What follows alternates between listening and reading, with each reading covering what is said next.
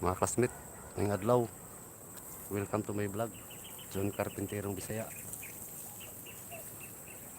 Amo ning tiny house nga akong gitukod mga classmate.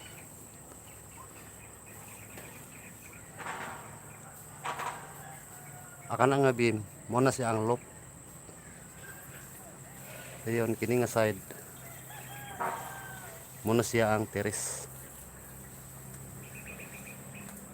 Human na nang buhos ang beam mga classmate. Ang kulang na lang anay porma sa slab.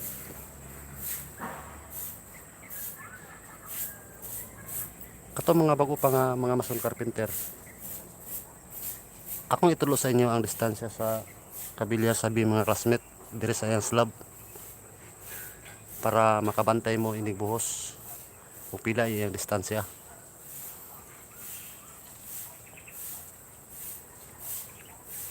Akin dire mga classmate. Kini nga porma mga classmate. Mo ni siya ang level sa ilalom sa slab. Patuyok. Diha magpatong ang plywood dire sa iyang porma.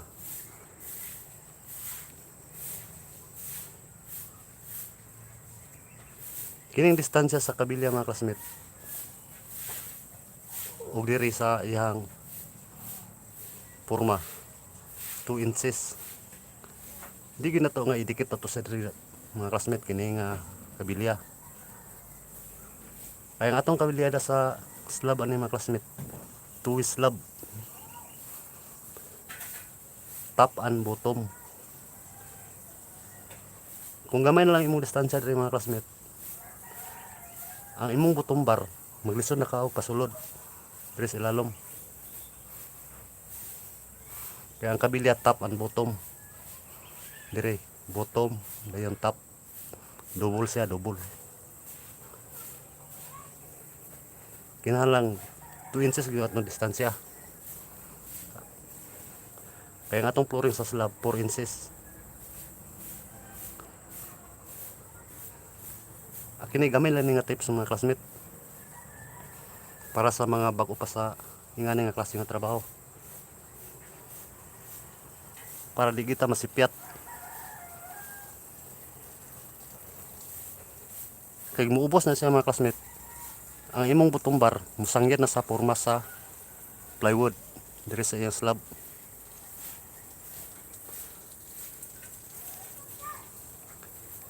Dire musangyad na ang iyang bottom o kini nga kabilyan ana dire o gamay ra nga imong allowance. Dapat 2 inches gid siya. Kaya nga atong buhos sa slab 4 inches.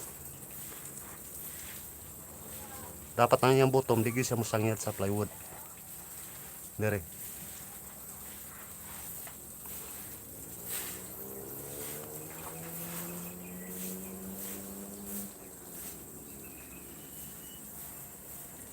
Among gianam og buhos mga classmate kay kulang mi sa porma, kulang mi sa kahoy. Among sunod na nga trabaho kina pong porma sa slab dire, kay para makabiliadan na po mi sa slab. Makita ninyo mga classmate nga nakapiling na sa daan para makasave mi sa porma sa iyang mga kahoy.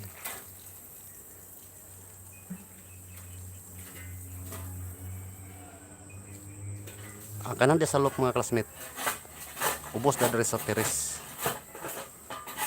Muna pa siya og 3 ka step.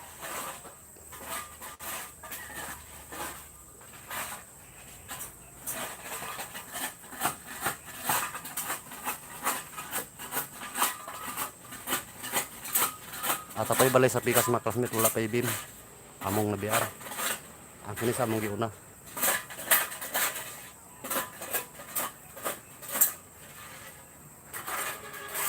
Adre ako tubok ng video. Salamat. Thank you.